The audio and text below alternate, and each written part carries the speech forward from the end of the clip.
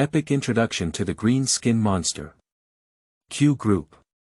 840535778. The gods overlook the sky in the divine kingdom, graze billions of creatures on the land, and harvest the fruits of their faith. Demons and demons gaze into the abyss, tempting desires within the human heart and coveting the souls of all spirits. Many races that have been passed down for tens of thousands of years, in the vast land of Feynman, struggle for survival, engage in deceit and collusion, stand tall in the forest of the world with their bodies and wisdom, and fight to the death. Pseudo DND, settings are not entirely the same. Listed. You are listening at novelfull.audio.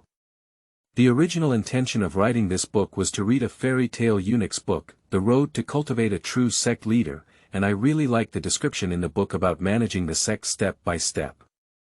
However, due to my rough writing style, I decided to use Shihuan to practice my skills first. I really feel a sense of achievement if I can gain recognition from everyone. Thank you all here. Next, I will ensure a daily quantity of 6,000 words to continue bringing happiness to everyone, and I hope everyone supports me. I just want to write a book that is somewhat similar to The Leader, testing human nature and power struggle. Although I may not have the same old face as The Leader, I will develop in this direction. By the way, if you see any typos in the book, please help me correct them. As someone who likes to write books in one go, I am a bit careless when checking, so there may be some typos. Smiling face. A green-skinned bear goblin. You are listening at novelfull.audio. Alan, the bear goblin, is 18 years old, tall and muscular, with a body full of tendons and flesh. He walks with ease and looks like a difficult master to provoke. Carefully wet the sparse hair on top of his head with muddy water from the mud, fold it back together to form a back shape, and then take care of his appearance and demeanor. Alan nodded satisfactorily, and the morning wash was finally over. As a wise race, Alan ultimately has a bit of a love for beauty. He doesn't want to be disheveled day by day and spend day after day ignorant like other people. Another layer of dirt and dust fell on the body armor. Alan looked at the little water in the mud, then at this piece of leather armor, and finally gave up. Using the water slurry from this pond to wash the leather armor may not be as good as keeping it in its current appearance and making it cleaner. Moreover, this quagmire is also the closest water intake point in the tribe.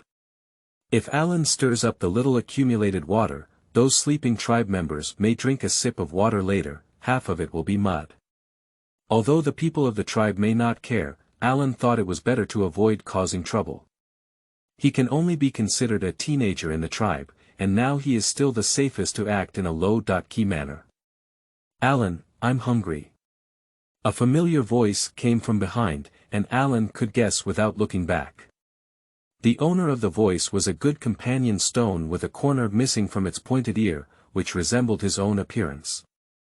Stone is the only person that Alan trusts among dozens of people in the Greenfield tribe, and he is also his follower.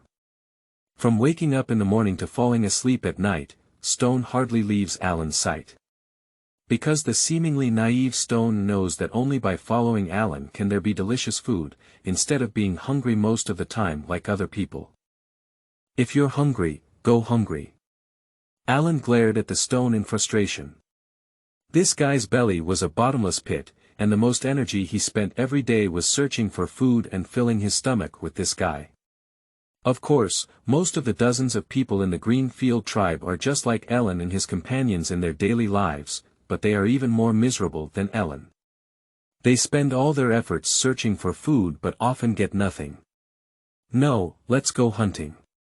The Stone shook its head, with a pleasing expression on its face, and pulled Alan out.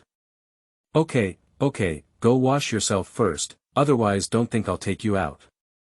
Alan couldn't do it either. Stone was tall, strong, and capable of carrying heavy loads and attracting enemy firepower in times of danger. Although it was a bit tough, he only managed to keep a humanoid pet while passing the time.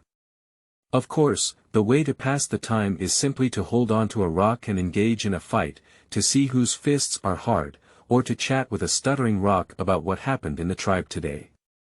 Oh. The stone received a positive response and happily ran to the quagmire on the spot.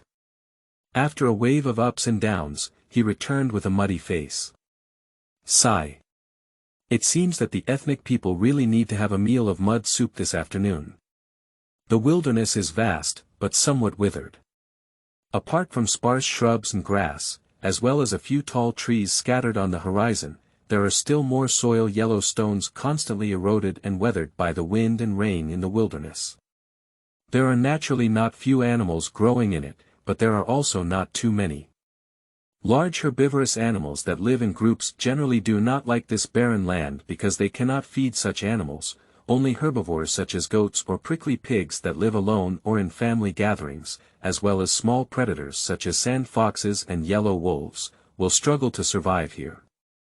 Just like the Greenfield tribe, a small tribe with only 4.50 people, unable to compete for more fertile territory, they can only survive day by day on remote and barren land in the wilderness. Taking advantage of the lazy sleep of the tribe in the morning, Alan quietly slipped out of the village with a stone and headed towards the place where they had set a trap a few days ago. Bear goblins have a greedy and lazy personality, and they can't bear to be hungry until they reach their stomachs. Half of them don't get up and go out of the village to search for food. There were only a few lively and active little cubs lying weakly in the female's arms, eagerly watching the hidden figures of Alan and the others sliding out. After leaving the village, Ellen and the others felt much more at ease, facing the gentle light of the sunrise and feeling the constantly blowing breeze. Although they were in the tropics, Ellen and the others did not actually feel too much heat. Come on, let's have 300 frog jumps. Let's see who jumps under the bitter tree on the opposite side first. Those who arrive first will eat an extra leg later. Alan raised his wolf tooth stick above his head and squatted down to prepare, then looked at the stone beside him with a bitter face and a reluctant expression.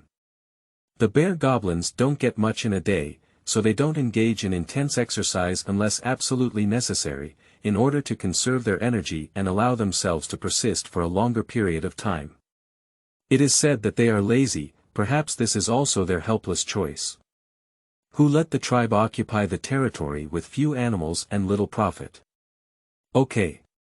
Unable to shake Alan's burning gaze, the stone finally succumbed and raised the wooden stick made of iron wood in his hand, bowing down to prepare. Get up. Pop pop pop. Two bear goblins, like sand frogs, bent down and jumped far, seemingly slow but quickly moving towards the low tree several meters high that Alan pointed to. Alan has understood the 18 years of life in the green field. If you want to live here and live well, the most important thing is that your subordinates have strong skills, otherwise you will just wait for death. The chieftain Split Claws and his two confidants have been living a very comfortable life in the tribe, and have hardly ever seen them go hungry. What is the reason for this? It's just that they are strong enough, and the three of them account for the majority of the prey they hunt, while the rest will enter the mouths of other bear goblins. Now Alan is working hard to hone his strength, waiting for 2 more years to come when he can challenge the Claw and seize the position of this clan leader. It will be a good day for him to act recklessly. Thinking of this, Alan became even more motivated, with a series of thrusts under his feet, jumping even further and quickly throwing the stone behind him. Alan, wait for me. Stone is also in a hurry. He has sweated profusely. If he can't win over Alan anymore, if he really wants to hunt prey this morning, wouldn't he want to eat less meat legs?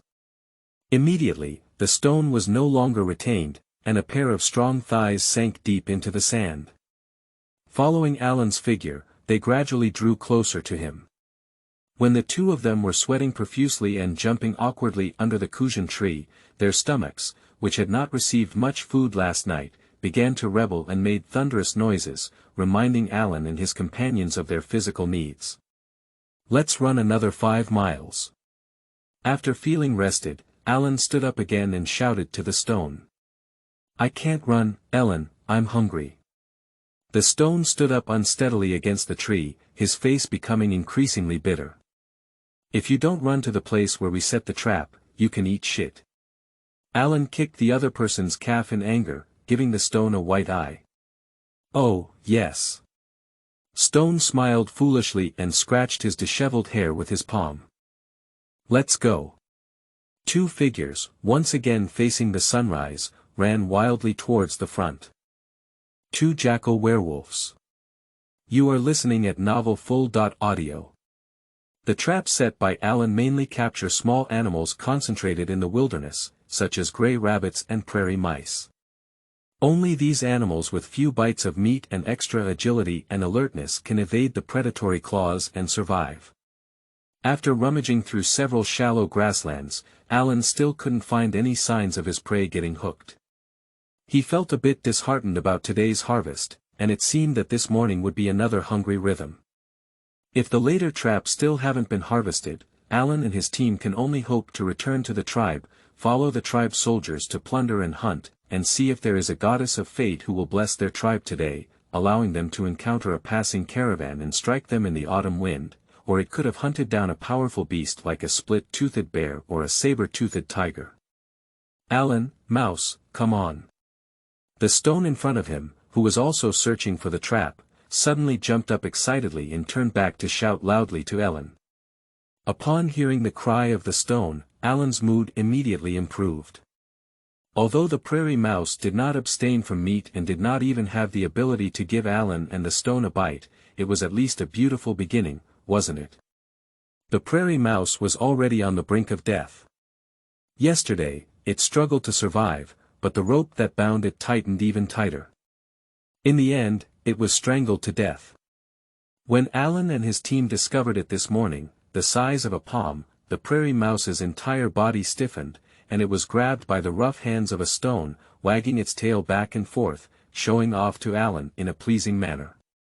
Stone, you can speak a little louder, and then you can attract those dirty jackals from bone fire. Alan walked over and slapped the stone on its forehead, which finally stopped the sound of the stone's transmission. After receiving Alan's reminder, Stone finally remembered where they were at this time. Although it was still within the range of their green wilderness tribe, there were also occasional hungry jackals running to search for food. He quickly looked around with a guilty heart, trying to detect the danger he might have brought. After examining the last few traps, Alan and the others finally caught 3 prairie mice, which was considered a worthwhile trip. The stone grinned and outlined a few wrinkles on its cheeks, happily following Alan back home. Without daring to bring their prey back to the campsite, Alan and the others went straight to a cave they had found in the past, starting to tidy up their prey and prepare to feast here before returning to the campsite to start the tribe's livelihood with the main army today. A corner of the cave was covered in smoke, fire, and pitch black, all masterpieces of Alan and Stone over the past 6 months. In order to avoid being discovered by other tribes for their solitary eating behavior, Alan and his companions chose a cave that was actually the outskirts of the tribe's daily activities. Therefore, after arriving here, Alan and his companions relaxed their movements even more. As the smoke gradually rose, Alan neatly tidied up the bodies of 3 grassland mice. 3 prairie mice were placed on the fire and roasted. The biggest gain for Alan in his dream was not anything else, but the countless unknown deliciousness in his dream. Perhaps due to his contemplation, the most he dreamed of in his 18-year dream was various culinary masters wearing white clothes and white hats, making exquisite food with a variety of strange ingredients in front of flames. Having seen more, Alan became familiar with the methods of making exquisite dishes. Although he did not have the complete tools of making in his dreams, nor could he understand the seasonings and spices used by exotic humans, by analogy, Alan found a skilled barbecue technique based on his current conditions. Of course, the food in the dream is not completely lacking. Over the years, Alan has been searching hard and has discovered many plants similar to those in the dream in the wilderness. For example, these few dry red plants, known as spicy fruits, have been sun-dried and rubbed into powder by Alan after imitating the dream. They are mixed with Alan's carefully cooked rock salt and carefully applied to the grassland mice that emit a faint oil and meat smell. Immediately ask the prairie mouse not to add some flavor. Suck up. The stone's eyes didn't even blink, as it rhythmically flipped the prairie mouse and sucked on the fragrant scent emanating from the air, its mouth stopping and chattering incessantly. For the past 6 months, being able to make the foolish stone listen to his own words with peace of mind, Alan's barbecue skills have taken up a great deal of weight. Compared to the cooking techniques that can be considered raw food in the tribe, after just trying Alan's barbecue, Stone completely admired Alan's skills and became a loyal fan of Alan. Pop it. The sound of a dry stick being crushed outside the cave pulled Alan, who was captivated by the food, back to reality. He flexibly picked up the wolf tooth stick placed on one side of the cave wall, while gently reminding the stone that was daydreaming. Fortunately, Stone is not too stupid. Species that can survive in the Munsa wilderness are still very qualified in responding to crises. Just by seeing Alan's vigilant actions, Stone realized that other animals were passing by outside. Yu reading www.yuukangshu.net. The broken branches outside the door were a simple trap designed by Alan, which had little killing power but could allow others to approach the cave where they were hiding quietly. Pop, pop, pop. The gentle sound of the attack sounded particularly abrupt to Ellen, who had raised his 12-point mind. From the deliberate slowing of the other party's pace, it at least proved that their intention was not good, so Ellen and the others didn't need to intentionally stop next. Thinking of this, Alan couldn't help but tighten his wolf tooth stick in his hand, lift it over his shoulder, and stare intently at the only entrance to the cave. Jia, food, belonging to, barbaric teeth, green skin. As a ferocious wolf head emerged from the cave entrance, a hoarse and non-standard common language followed. The presumptuous intruder, who thought the raid had been successful, quickly approached the location of the fire in the cave, creating a foul smell. However, reality is not as smooth as the other person's imagination. A thick wolf tooth stick with countless thorns met the other person, and it immediately hit their wolf head. The creature with the wolf head human body is also not a good troublemaker. Although I didn't expect that the creature inside the cave had already been on guard, its instinct to survive in the wilderness for a long time made it react quickly, violating physical inertia and stopping the forward movement directly. At the same time, he raised a long sword on his body, and suddenly had a close and intimate contact with the wolf tooth stick. Alan and his team never expected that a werewolf would appear within the range of their Greenfield tribe's activities. For the entire neighboring Greenfield tribe, the Bone Fire tribe, which is 20 miles northeast in recent years, had to deal with them more than 10 times for prey and caravans. Therefore, although unexpected, Alan did not feel afraid. Triple battle. You are listening at novelfull.audio. The jackal man, with his teeth covered in scars, wandered aimlessly in the wilderness until his sharp nose asked for a strong scent of meat, and he followed the source of the scent to find a hidden cave. Manya is not young, and at the age of 45, he has already gone downhill among the jackals and werewolves, no longer in his youthful physique. If it were just an average male jackal werewolf, this age wouldn't be a big deal, but because Menya was originally the leader of the Bone Fire tribe, he can no longer rely on force to intimidate the challenges of the new generation in the tribe. Finally, last night, he was defeated by his own child, Menya, and became the former leader of the Bone Fire tribe who was exiled to the wilderness. Fortunately, his bloodline had some nostalgia for the past, allowing Manya to protect his long sword that he had been following for many years. This will become Manya's most important weapon for survival in the wilderness in the future. Of course, if it weren't for holding onto the long sword before his defeat, still possessing the power of a first battle, and even threatening the physical and mental safety of Menya, Menya believed that he probably wouldn't be able to keep this long sword. Thank you, my God. The savage teeth, who smelled the delicious food, had a hint of pleasure flowing from the cracks in their canine teeth at the corner of their mouth. While their lustful eyes stared at the pitch-black entrance, they also remembered to thank the deity they believed in. The king of the jackal, Yanagu, who was located on the 422nd floor of the bottomless abyss. In Menya's shallow understanding, the grassland he was currently on belonged to the long-standing rival of the Bone Fire tribe, the territory of the Green Wild Tribe. However, the actual camp of the Green Wild Tribe had to walk 5 or 6 miles southwest from here. Coupled with his understanding of the movement patterns of the Green Wild Tribe, Menya quickly determined that there was barbecue food in the cave at this time, and it was definitely not a large force of the Green Wild Tribe, but it should be the individual who sneaked out of the camp and hid in this hidden place to enjoy solitary food. This situation is common in the wilderness, where intelligent creatures who occasionally harvest 1 or 2 meals tend to selfishly hide and quietly seek a hidden place to digest them, slowly enjoying a satisfying meal. However, Manya did not consider that the fragrant scent of this food was vastly different from their usual food scent, which may indicate greater danger hidden in the cave. From being driven out of the tribal camp last night until now, with a taste of food and drink that has never been tasted, there is no way to distinguish the difference in the aroma of the food. The predatory tusks have long been lured by the food, using their predatory instincts to slow down and quietly approach the cave. However, they did not notice the clicking sound of a loose branch blocking the entrance of the cave in the dark area under their feet, which was broken by the tusks. Manya, who rushed into the cave, only had time to pop out a word before being intercepted by a wolf-toothed stick hitting him in the face. With a long sword, his arms sank, and Manya painstakingly realized that the target he was facing might not be weaker than his current weak self.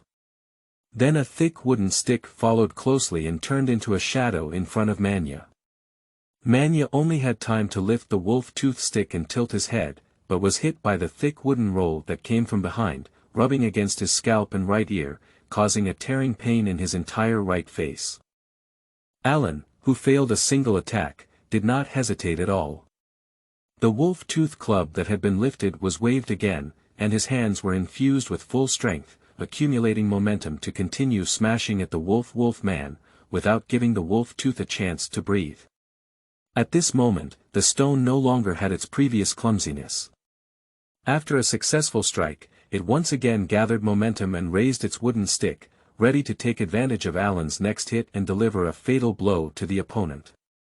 The battles in the wilderness are always so cruel and direct, with the sound of wolf-toothed sticks, thick wooden sticks, and long swords colliding echoing in the dark cave. Wild Fang relies on the advantage of the dark vision to maintain its disadvantage, but also perseveres not to fall into a desperate situation and be hit by the enemy's vital points. Although he had calmed down at this moment and clearly realized that escape had become impossible. The individual strength of jackals is slightly superior to that of bear goblins. Generally speaking, jackals are 1 level higher than bear goblins, especially since their group has a deity that protects them. The powerful king of jackals, Yanagu. This allows the lucky ones among them to learn some combat skills, or even become priests of Yanagu, demoted from their divine powers, and become his priests. However, it is evident that there have been no devout followers among the jackals of the Bone Fire tribe for over 20 years. The king of the jackals, Yanagu, has not lowered any divine or combat skills, and the former chieftain of the Bone Fire tribe, Manya, only gained an advantage in battle with his strong physical strength. Relying solely on physical strength, he has almost reached the level 10 warrior professional quality, and has a long sword in his hand.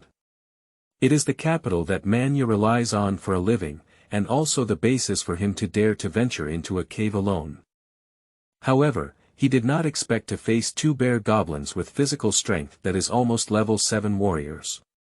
A single bear goblin, even in the face of the current clan leader's split claws, the barbarian teeth will not fear, even if he is hungry and has new injuries added to his body. But when he faced 2 lively young bear goblins, skillfully and tacitly cooperating in battle, forcing himself to defend hard and unable to launch any counterattacks, his heart was already filled with despair. Manya, surrender, hero, don't kill. Watching his physical strength weaken and he added a few newly injured brute teeth to his body, he could only barely defend himself at the end. Yu read a book www.yuukangshu.net while using clumsy goblin language to make a request for surrender. Alan did not respond, waving his 20-pound wolf-tooth stick repeatedly towards the opponent. Under his guidance, the stone did not stop, continuing his heavy blow. With the strength gained from years of training with Alan and stones, the wolf-tooth stick and the thick wooden stick have achieved actual power that seems to be different from the current barbarian tooth combat power. With 1 force and 10 drops, Alan and Stone engaged in an unimaginable advantage in this narrow space, engaging in a fierce battle without any elaborate thumping or hammering. Sheng Sheng suppressed a level 10 warrior's brute teeth to the point of being unable to move. Until Man Ya's stamina was exhausted and he could no longer withstand the wooden stick of the stone, he was hit by a head-on blow from Alan's long drive. Sheng Sheng broke one of Man Ya's eyeballs and let out a cloudy liquid. At the same time, accompanied by the hoarse and painful cries of savage teeth, the sound was less than half a breath, followed by the rock and wooden stick hitting the spot where Alan had hit before again. A white brain fluid flowed out from the jackal's 5 orifices, and the painful cries of savage teeth were suppressed. In the only remaining eyeball of Man Ya's eyes, vitality slowly dissipated, and his once robust body turned into a puddle of soft mud. The uncontrollable anus opened wide, and a foul odor of feces mixed with the fragrant roasted meat, making the small cave smell eerie. Haha, jackals, food, barbecue. The stone with a big nerve doesn't care about the unpleasant smell in the cave at this moment. It grinned and pointed at the body of the jackal on the ground, saying happily, "Well, our dinner is ready today." Alan was also very happy, which was also the reason why he did not accept the surrender of the barbarians before. He had already made up his mind to kill the jackal who suddenly broke in and use it as a source of food for the next 2 days.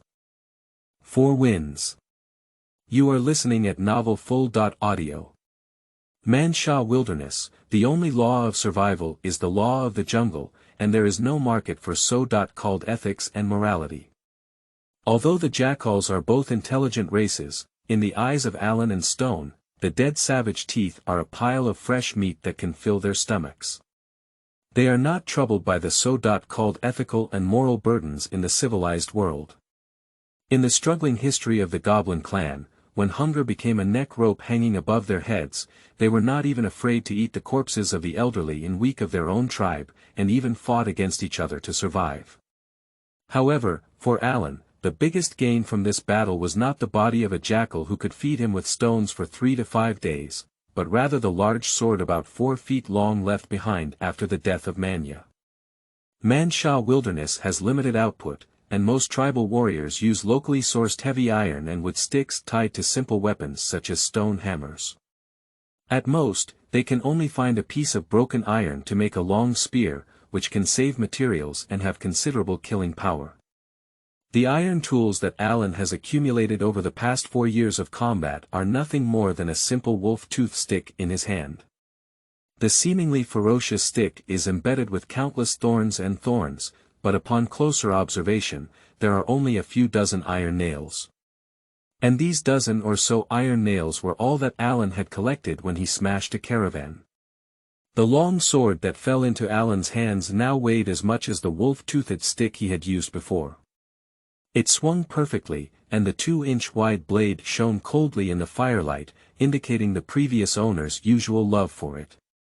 It's just a pity that after Alan and his team's previous life and death battle, this long sword has added some curling notches to its blade, as well as the scars left by the battles with the barbarians over the years, making its killing power somewhat lacking. Gracefully caressing the long sword made of refined iron, Alan mercilessly threw his wolf-tooth stick that had been with him for many years to the stone beside him. He overjoyed the stone, who was secretly feeling heartbroken with the mottled wooden stick, and hugged it tightly in his arms, not afraid of the iron thorns on the wolf-tooth stick scratching him. Stone has been coveting Alan's wolf-tooth club for a long time, and Alan has promised to help him build the same wolf-tooth club. However, his luck in participating in the battle is really bad, and after the battle, he usually runs for food first, making him basically unable to grab any decent iron weapons. Therefore, he can only use the strongest and heaviest iron and wood stick in the wilderness as a weapon. Oh, mouse, it's burnt. It wasn't until a burnt smell reached Stone's nose that he remembered they had an important item to take care of. By the time he arrived at the fire, the untouched prairie mouse had already turned noticeably black, causing Stone to feel heartbroken and twitching his hands and feet, hastily removing the rat meat from the fire. "Alan, yours." Stone reluctantly handed 2 grilled rat meat to Alan. After being repeatedly educated by Alan's body, he no longer dared to snatch food. Instead, he respected Alan, the main contributor and leader, and became accustomed to him getting more food. "Hurry up and eat. After finishing, clean up this jackal, and then we have to rush back to the tribe." Alan put down his long sword and then took 2 roasted rat meat, tearing them apart and gnawing them all.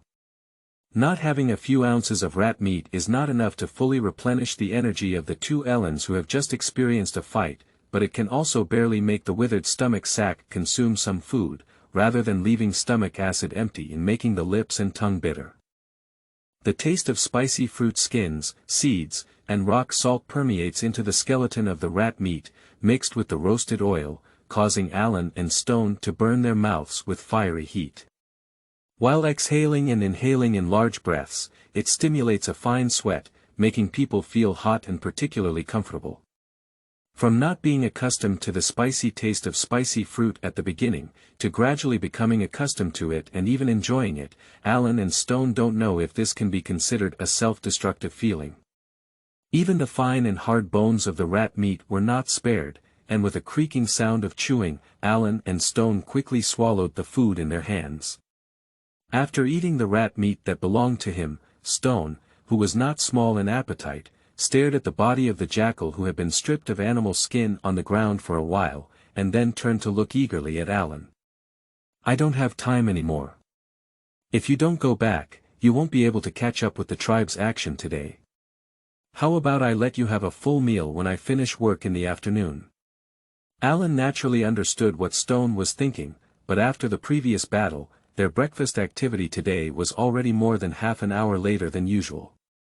At this time, the members of the Greenfield tribe had almost woken up, and it was feared that the chieftain, Claw, had already started counting their heads and preparing to take their warriors out hunting and looting. Well, good. The Stone finally resisted the temptation and took out a rope to hang the body of the jackal upside down on the ashes of the fire. This way, under the smoke of the remaining flames, it could delay the time for the body to spoil.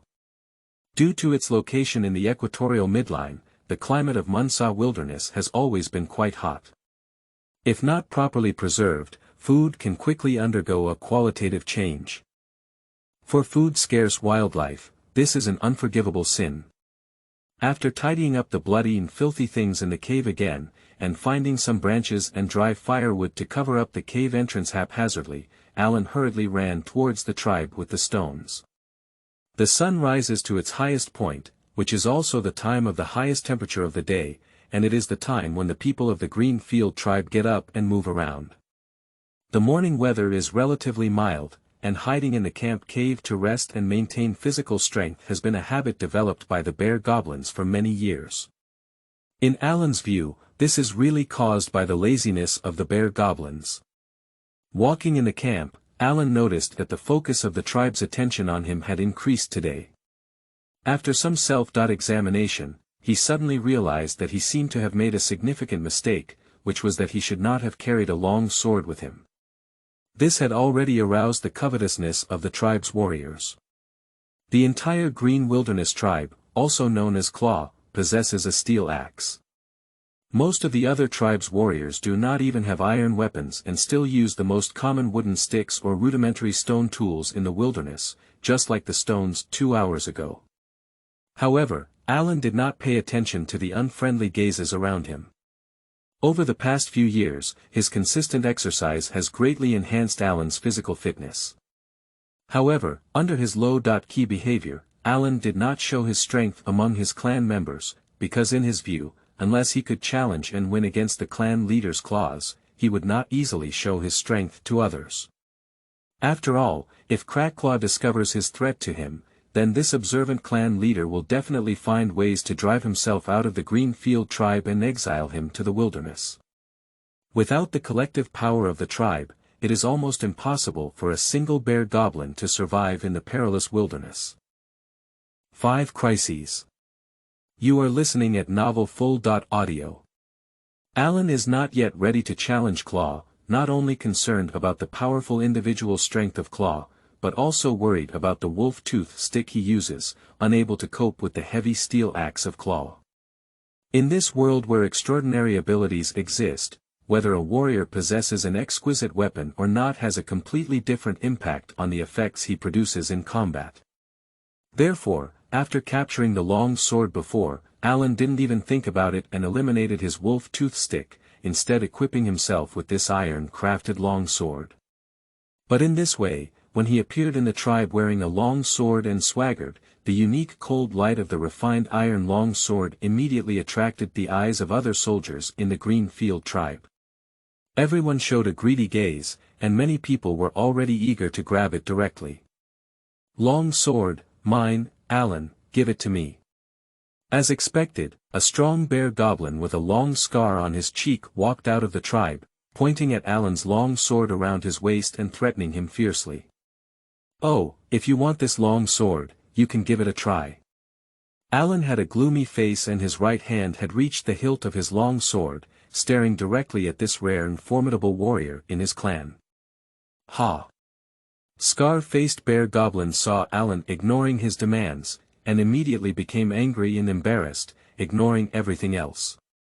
Even as he waved his spear, he stabbed Alan. When Alan noticed the coveted gaze of the tribal people, he already knew that today's situation might not be good enough. He also made up his mind to give the first person to jump out a fierce lesson, so as to stop the greed of other tribes in the tribe and protect his wealth.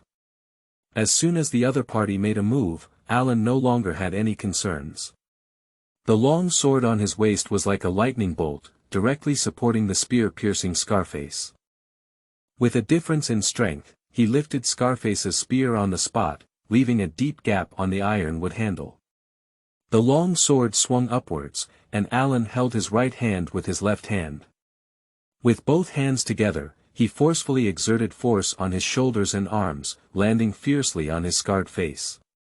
His fierce and murderous aura leaped into Alan's rather green cheeks. Scarface had not even awakened from the shock of being less powerful than Alan, and the spear had no time to retract and stop Alan's attack. It wasn't until the blade of the long sword was less than 5 inches above his head that his face was filled with panic and despair. His originally green face was now particularly brilliant, but it turned into a bluish-gray, waiting for death to come.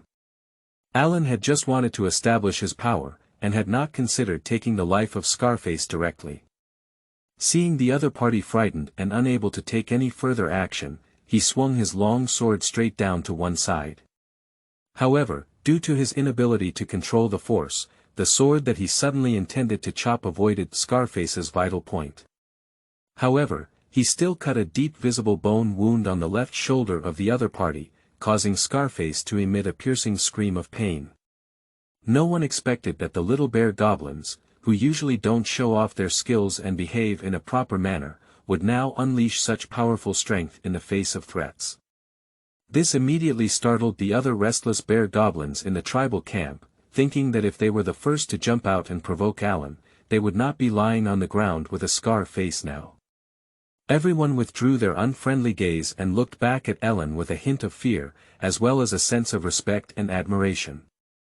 This is the reality of the wilderness tribe's strong being respected. As for the loser who fell to the ground and screamed in pain at this moment, no one cared anymore. Perhaps some people began to plan to take advantage of the other person's injury and gain some benefits. Something that knows nothing about life and death. A strong voice came from the cave in the central area of the tribe, followed closely by a bear goblin with an empty left eye and only a right eye.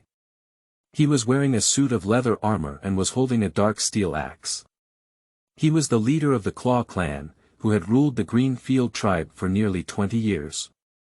As early as the beginning of the struggle, the Claw, hiding deep in the cave to escape the heat, sensed the unrest in the tribe. When he saw that the target of the riot center was Alan, who had officially entered the youth of the tribe, waving a long sword he didn't know where to get it from, the Claw did not appear in front of the public immediately, suppressing the fight and instead delaying the gathering action. He wanted to see how the little guy of the tribe, Alan, faced the threat and difficulties of the elderly. Having lived for 36 years, Rift Claw is now facing a crisis similar to that of its neighbor, the leader of the Jackal Man Bone Fire tribe, Manya. Their bodies are slowly declining from this point on. Faced with the reality of survival of the fittest in the Wilderness tribe, Rift Claw also has to carefully guard against any warrior in the tribe that may threaten its ruling position, especially those new generation faces who are full of ambition to climb up and change the status quo, and may have various incredible talents. Cracked Claw cannot guarantee that one day the divine in the sky will faint, and good luck will come to a lucky bear goblin, making him a certain kind of genius and possessing enough strength to challenge himself. On the contrary, it is the adult bear goblins who know each other's roots and bottoms out, and the gods are unlikely to bring luck to such a person with no future, posing a smaller threat to themselves. Alan's usual low-key behavior completely ignored this sneaky and slippery little guy by Claw. Most of the weak bear goblins in the tribe looked like this, but it was not surprising that Claw only discovered the hidden powerful strength behind Alan's low-key behavior today. He was able to defeat the elite warriors in the tribe with just one strike and was seriously injured. Do you want to die? It's not allowed to kill each other in the tribe. His mournful words were revealed from the cracked Claw's mouth, while his gaze remained fixed on Alan, with a fierce light like a bone-sucking vampire, not letting go of every move of this little one. Dear clan chief, I didn't initiate this matter. Everyone can testify to it, and I'm just trying to protect myself. Alan sighed in his heart, but a friendly smile reappeared on his face, explaining with a harmless expression. Hand over the long sword in your hand as punishment, otherwise you will face the endless anger of the clan leader. Faced with a threat, even if it was just a possible one, Clenched Claw showed no mercy and took out the chieftain's stance on the spot, pointing to Alan's long sword and issuing orders. Impossible. Alan immediately declined without hesitation, his face gradually darkening. Humph, come on, catch this guy who provokes the clan leader. The bravest warrior will obtain the long sword in his hand. Seeing Alan disobeying orders, the cracked Claw's eyes rolled around and came up with a plan, shouting loudly at the people around him. The desire that was suppressed by Alan's powerful killing machine once again appeared in the eyes of the bear goblins. In the corner, Alan noticed that someone had already started colluding and instigating, quietly touching behind him to play a sneak attack strategy. Alan still didn't expect that the leader of the Claw clan would be so decisive. When he realized the danger threatening his existence, he immediately responded without hesitation. If he didn't come up with a solution at this time, his fate would probably not be much better than the Scar Mountain lying on the ground and lamenting. 6 challenges. You are listening at novelfull.audio. Chief of the Claw clan, I, Alan, challenge you today. As the situation was about to spiral out of control, Alan was too preoccupied with calculating success or failure. He lifted his long sword, which had not been retracted from his waist, and pointed its tip directly at the current leader of the Greenfield tribe, who was pressuring him in front of him. He cracked his claws and waited for his response. Splitting Claw didn't expect Alan's counterattack to be so fierce. Over the years, under his strong and ruthless means of intimidation, no one dared to tease his tiger beard. The last duel between the Shiong Goblin clan members regarding their own status happened 10 years ago, and the challenger, with his split claws, seemed to have been chopped into 7 pieces by himself, leaving no room for survival, which allowed him to have a stable life for 10 years. Before the Claw could give a response, the tribe members who didn't mind the big deal of watching the play in the midst of Alan's challenge declaration just finished, and they all began to shout, "Duel, duel! Split Claw! Split Claw!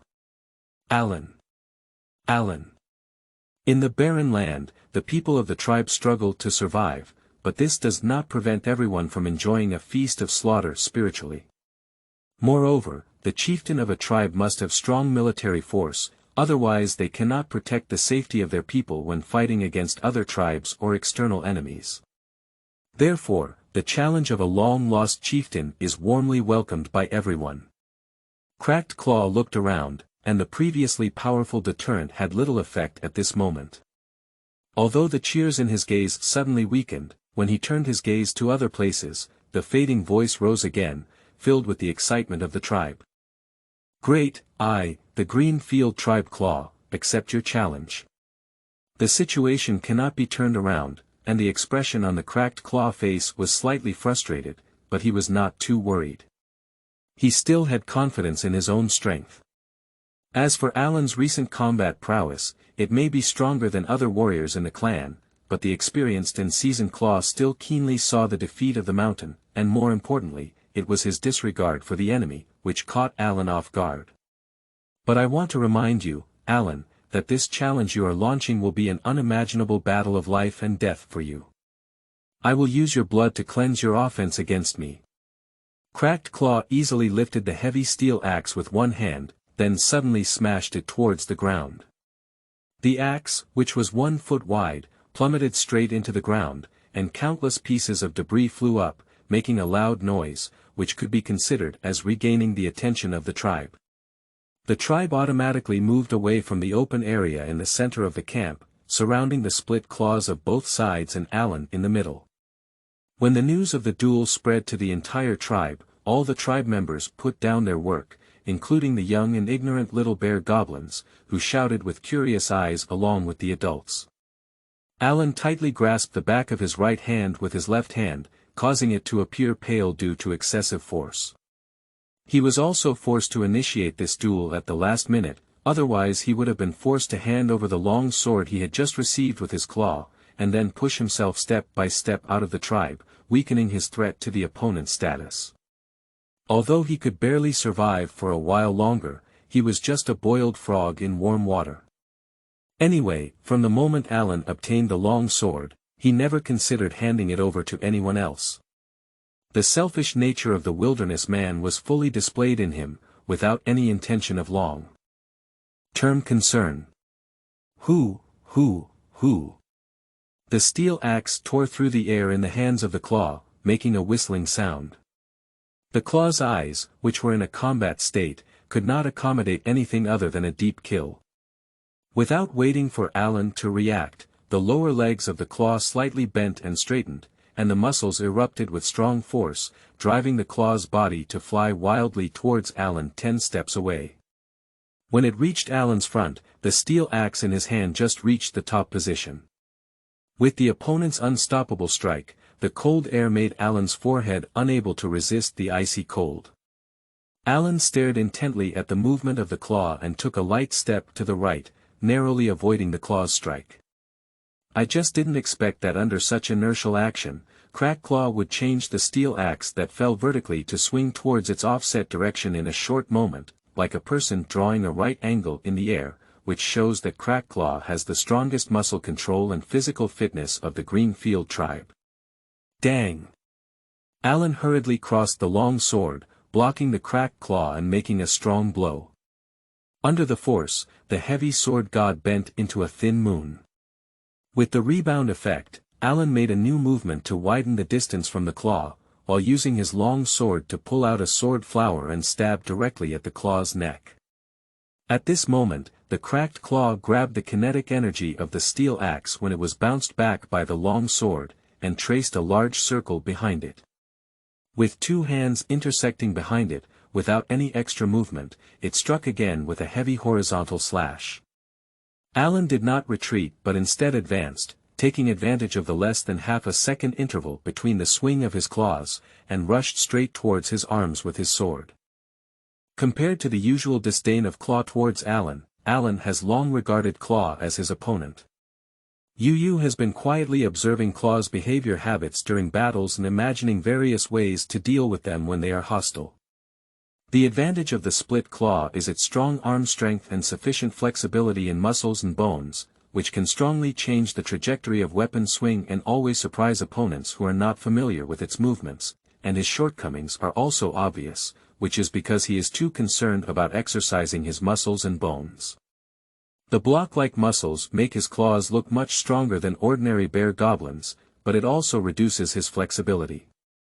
And this is the opportunity that Alan came up with in his long-term observation to successfully challenge the claw. Even before he could even complete the move, facing the long sword that pierced his neck, the claw flipped over and tilted his head back. At the same time, his big hand swiped his wrist in the middle of the axe handle and twisted it again, drawing an axe shield in front of him, which could block Alan's subsequent movements. At the same time, the axe shadow intersected with the long sword body and swung it open. After the crisp sound of metal collision, Alan and Claw separated again, regrouping and preparing to launch the next attack.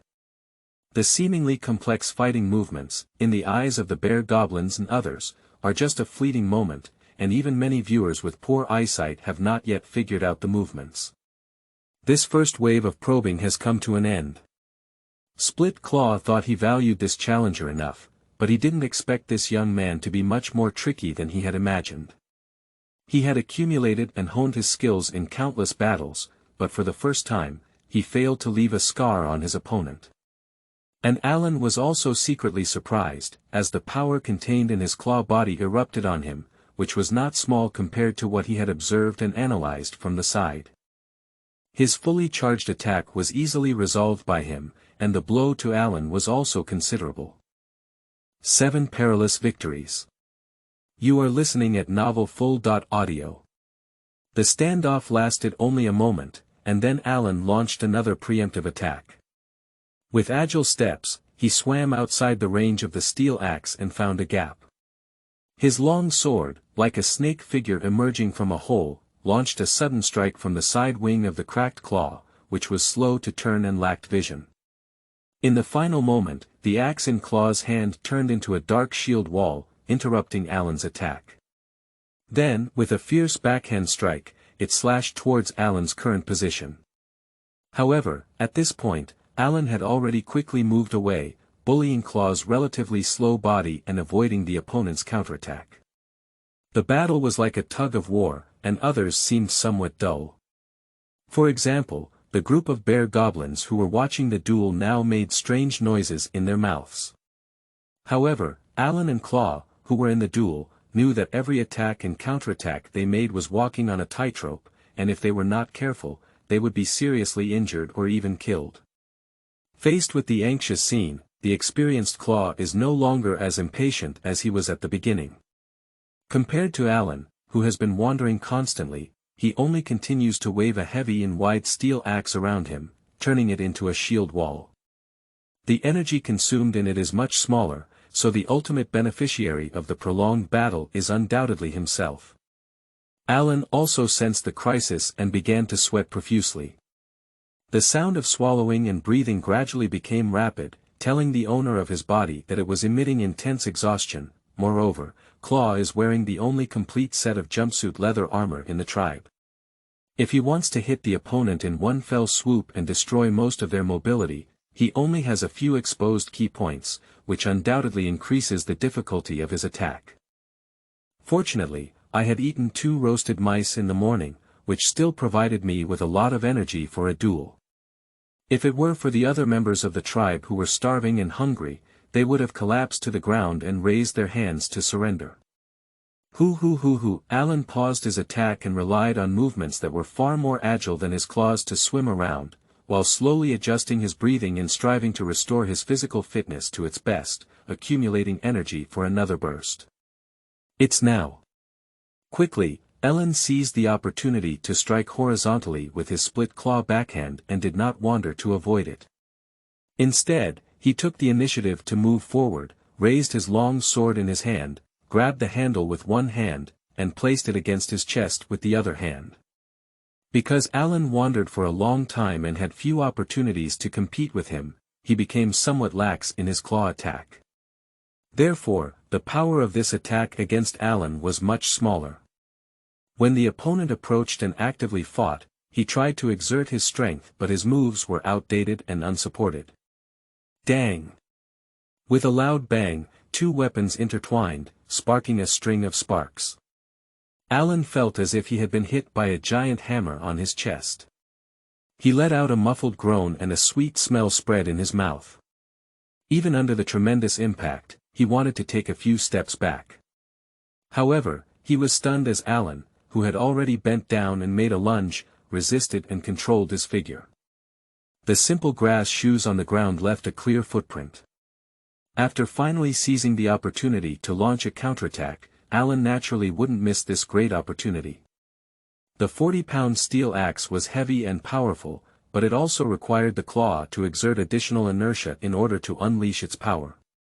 Now that Alan had restrained the movement, it would take 1 or 2 seconds for the claw to swing the round steel axe to launch an attack, which was enough for Alan to launch a dangerous attack. I saw Alan dragging his right hand downwards and his left hand resting on the sword body exerting force forward. While pushing the claw steel axe away from him, he also slowly aligned the tip of the long sword with the claw's head. Ah! Alan had muscles all over his body, and with a loud shout at the corner of his mouth, his veins burst out. A huge energy surged out of his heart, and Alan, who had been suppressed by the powerful power of his claws, was like a divine aid, living and winning in this power battle. This is Alan's hidden trump card.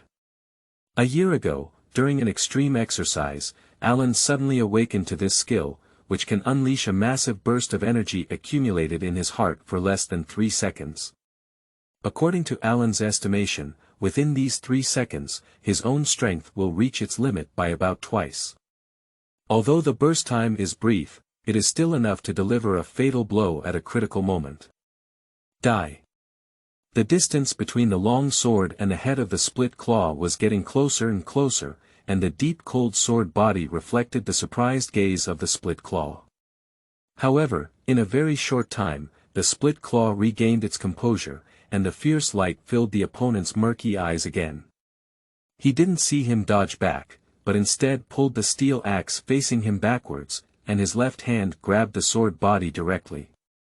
A stream of blood slowly fell from the blade as it slid. The steel axe, which escaped, swung with its right hand, although a bit uncomfortable, it actually struck from the bottom right. This is clearly a win-win scenario for Claw, and if Alan continues to thrust his sword with both hands, he will have to pay the price of being hit by Claw's axe. UU reading www.uukangshu.net. Faced with this scene, Alan's mind changed and he had already come to a conclusion. Without hesitation, he continued to thrust his long sword with great force, while lifting his right leg forward in a lunge. He forcefully blocked the opponent's axe strike with his flesh and blood, only to hear a dull collision sound, intense pain coming from his right calf. Alan's figure shook, but at the same time, his long sword finally pierced through the neck of his cracked claw. The two fighting people were separated by mistake. Alan leaned on the ground with his long sword, and his right leg was no longer able to exert force and fell to the ground. Even with a spin, he had to face his split claw back, which took a considerable amount of effort and time. Fortunately, the right and wrong claw also did not launch an attack at this moment. When Alan struggled to turn around and lift his long sword again, he suddenly realized that the opponent was holding his throat with both hands and gasping for breath, while his giant axe was casually discarded on the muddy ground. Alan did not soften his heart because the opponent appeared to have lost combat power and turned his back to himself. Dragging his injured leg, he moved behind Claw and tightly grasped the hilt, drawing an arc from the right and thrusting through Claw's neck again. Then Claw's heavy and ferocious head fell in response, and when it fell to the ground, his face was right in front of Alan, with his eyes fixed on him, staring intently at him, but it's hard to make any waves in Alan's heart. After a moment of silence, the entire tribe cheered again, Alan. Alan. As he nervously stared at the stone in the duel, he quickly stepped forward after the dust settled and firmly supported the crumbling Alan, while foolishly shouting Alan's name along with the group members. From this moment on, a brand new era has arrived for the Greenfield tribe. 8 Nourishing Injuries. You are listening at Novel Full. Audio. More than half a month has passed since the duel, and the Greenfield tribe has regained its former style. The new clan leader Alan has spent too much time recuperating during these 2 weeks, and even the daily hunting and looting have been handed over to the foolish stone to lead. It can be imagined how difficult the life of the Greenfield tribe will be in the past 2 weeks. Fortunately, after killing the former chieftain, Claw, Alan automatically inherited the inheritance of Claw. In order to ensure that the tribe could rest well during their half-month recovery, Alan had to take out the food collected by Claw over the years, which barely sustained everyone's livelihood. Selfishness is a natural instinct of wilderness creatures, and Alan is no exception. However, after being seriously injured in the duel and almost becoming disabled, Alan naturally cannot let other warriors in the tribe take this opportunity to challenge again, otherwise his consequences will not be much different from those of Claw. Therefore, after weighing carefully, Alan made a difficult decision to share food with his tribe, which finally calmed down the restless group of people.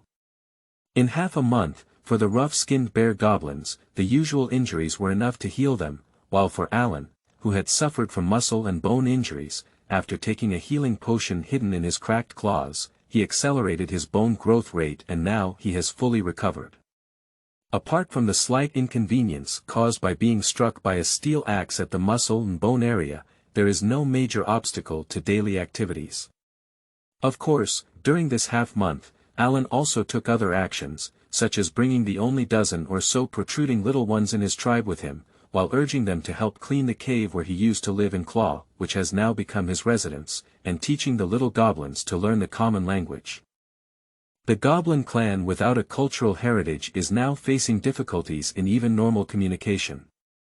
Among the Greenfield tribe, there is no one who can have a normal conversation with Alan, except for the former tribal leader who cracked his claws and roared. Even though they have been with Alan for a year and have been influenced by his teachings, they are now only able to converse with him in a stumbling manner. As for the other tribe members, they can only express some emotions in a simple way. Rather than being intelligent creatures, they are even a group of beasts with some intelligence.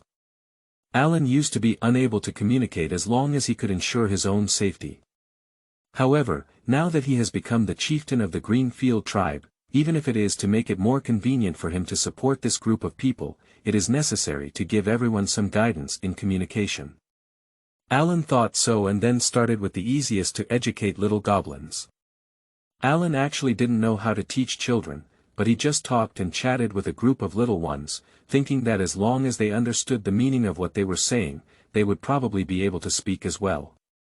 Therefore, for half of the world, Alan was just talking to himself, using his barren words to describe the magical dreams in his mind like stories. A group of little guys were listening, each with big eyes open, staring at Alan in a daze. However, Alan is also crooked.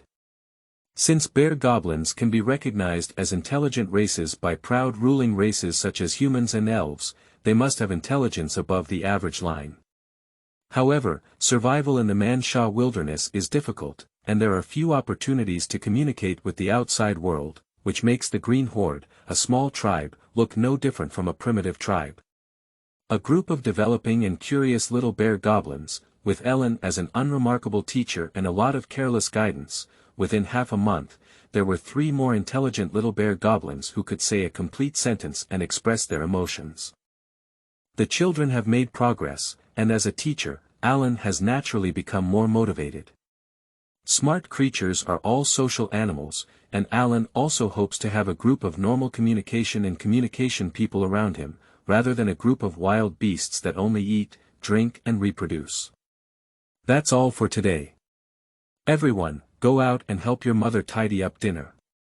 Ha ha ha, goodbye, clan leader.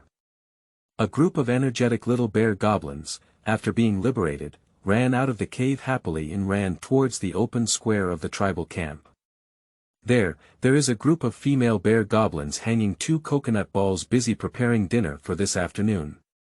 It was not until the sun was about to set in the west that the hunting team from the tribe, led by Stones, crossed the simple fence of the tribe camp. The team had not fully entered the camp yet, and the stone walking at the front had already started shouting, showing off today's harvest to Alan.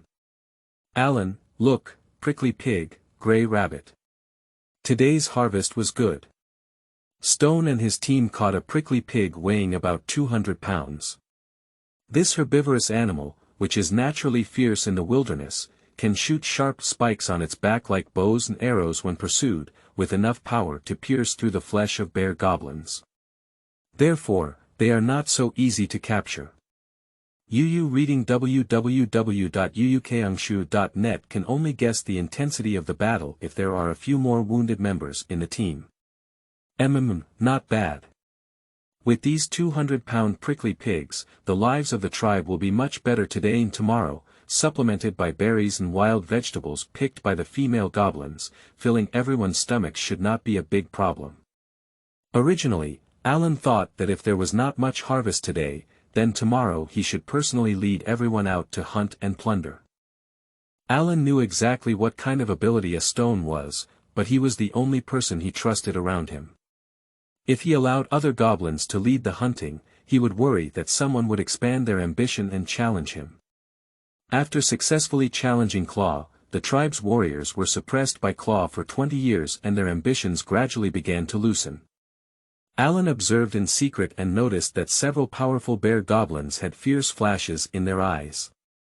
The reason why everyone has not yet taken action is naturally due to the habitual mentality of being suppressed by the Claw for a long time, and secondly, being intimidated by the tragic outcome of challenging the defeated Claw. At that time, with victory in hand and no need for any other action, Alan could watch as his cracked throat was cut and he suffocated to death.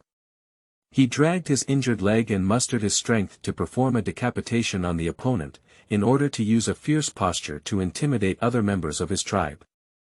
The cold corpse that cracked its claws was not abandoned by Alan, but was ordered by him to clean up the stones and have a barbecue with everyone in the afternoon, sharing it with everyone to enjoy.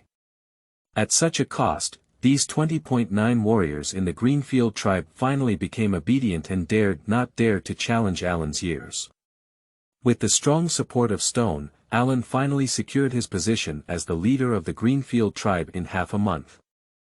9 Robberies. You are listening at novelfull.audio. Robbery, leave the goods behind, spare you from dying, otherwise, killing will be unforgivable. In the Manshaw wilderness, another plunder is taking place, and now on both sides. One is a camel caravan from the Human Flash Silver Chamber, and the other is a Green Wilderness tribe team led by the newly appointed chieftain Alan himself. What a bad luck. Fei Li, the manager of the Shawneen Chamber of Commerce, muttered, and his face also darkened at the same time. The Shawneen Chamber of Commerce is not particularly strong in the human kingdom. It was previously designed by its competitor, the Lily Chamber of Commerce, in a competition in the Rose Duchy, resulting in a loss of 30% of its industry and working capital. Therefore, there is an urgent need for a lucrative transcontinental trade to alleviate the crisis of this Chamber of Commerce. Otherwise, with the enormous risks contained in the Manshaw wilderness, the weak Shawneen Chamber of Commerce will definitely not step into it, but will honestly stay in the Rose Duchy to operate trade and slowly develop. In the usual cross-border trade, many merchants and small chambers of commerce who want to erupt in one day will mostly wait in border cities for a period of time, until they gather into a sizable team, or encounter a powerful chamber of commerce, and follow together to take action. This is the best way to cross the Manshaw wilderness. However, this time, the opponent of the Flash Silver Chamber of Commerce, the Lily Flower Chamber of Commerce, made up their mind to swallow the entire Flash Silver Chamber of Commerce. After cutting off the cash flow of the Flash Silver Chamber of Commerce and holding on to a huge 6-month loan, they did not expect the Flash Silver Chamber of Commerce to have any chance to rise again. They had already bought several mercenary groups in the border cities of the Rose Duchy, and also made friends with the most powerful tribes on the wilderness trade route, waiting for the camel caravan of the Flash Silver Chamber of Commerce to enter the wilderness and give them a fatal blow. As long as the camel caravan with the last hope of the Flash Silver Chamber of Commerce falls into the wilderness, then the Lily Flower Chamber of Commerce's annexation of the Flash Silver Chamber of Commerce will be a definite thing. Captain Regis, I have to trouble you again. Director Fei Li had a flattering smile on his face and spoke softly to a warrior next to him wearing a set of lock armor and carrying a two-handed sword on his back. Don't worry, Director Fei Li. These green skins are absolutely unlikely to harm any member of the caravan. Regis is the captain of the 3rd Battalion under the Eagle Mercenary Regiment. As a level 7 warrior/level 2 berserker, he is naturally confident in dealing with a group of bear goblins. Thank you then. Fei Li appeared to be smiling, but in fact, his heart was full of concern. The Eagle Mercenary Corps was strong, but after being hit, the Flash Silver Chamber of Commerce prepared this batch of goods. In fact, there was not much silver that could be used to hire mercenaries, and in the end, he could only use all his funds to hire a team of 12 mercenaries from the Eagle Mercenary Corps as an important force to protect the caravan. Pagei, take 3 people to protect the caravan. The other team members follow my orders and launch an attack later, targeting the bear goblins holding 2-handed axes. Understood. Although he despised these green skins in his mentality, Regis remained unwavering in his tactics. The enemy had twice as many warriors as his own, and the bear goblins were born with a level 5 warrior level, which was not much different from the strength of his team members. If he didn't pay attention to his own team, he might miss the opportunity. This is the caravan protected by the Eagle Mercenary Corps. The bear goblins in front are listening. If we retreat here, we will treat today's matter as non-existent, and we will also give you 100 pounds of flour and 10 pounds of coarse salt as tolls. How about that? Regis didn't have a tough attitude when he first came up, and going through the Manshaw corridor would require encountering raiding teams like the Greenfield tribe. If they start fighting again, their mercenary team may not reach the finish line and will exhaust all their manpower. It's just Regis negotiating this time, but he also had an idea of contingency. As an old man in the mercenary world, he has visited Manshaw Wilderness many times. He naturally knows that it is difficult for people like bear goblins and dog-headed people to communicate in the wilderness, especially for smaller teams. On the contrary, leaders and chiefs in large tribes have wisdom that is no less than that of humans and elves. This land has belonged to my Greenfield tribe for hundreds of years. You have invaded my Greenfield tribe without my tribe's permission, so leaving your wealth behind can ensure your personal safety. Alan changed the content of the other person's words and retorted.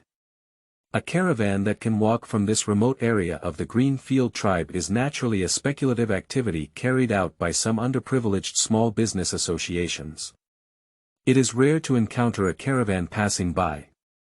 Alan and his team have never thought of giving up this mouthful of fat, and they were not moved by the other party's words.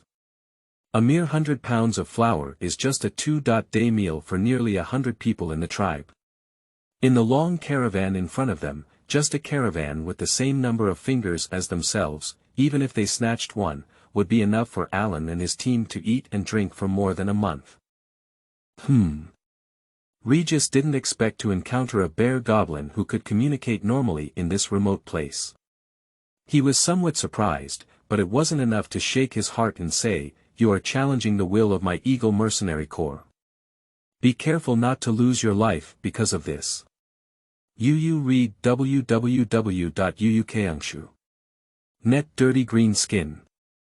As he spoke with a gloomy face, Regis and his 7 team members slowly separated from the caravan, getting closer and closer to the Greenfield tribe team that was blocking their progress. Alan noticed the other person's movements early in the morning, and his idle left hand naturally carried it behind, making a gesture only they understood towards the stone beside him. Hands on.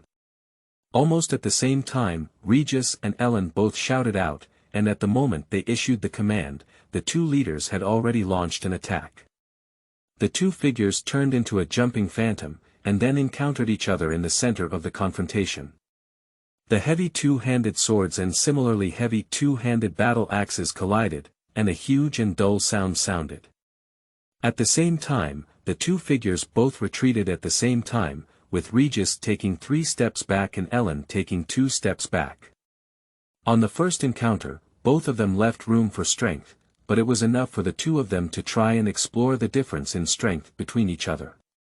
Regis's hands, holding his 2-handed swords, appeared pale due to excessive force, and his tiger's mouth felt a slight tearing under the immense force. Of course, the previous attitude of disdain for the bear goblins did not exist, so he looked back at his opponent in front of him. Ha! The war skill was used, and the accumulated anger turned into a scorching heat that washed through Regis's body, causing him to feel a strong sense of confidence in his heart and say, "Come again." A hawk strike turned the heavy two-handed sword into a phantom, and under the blessing of anger, Regis once again killed Alan. The 7 team members behind him had already rushed towards him at the moment he gave the order, but because they didn't have Regis's speed, they were delayed for a moment. However, they happened to follow the stone prompted by Alan and collided with the other 20.8 clan soldiers.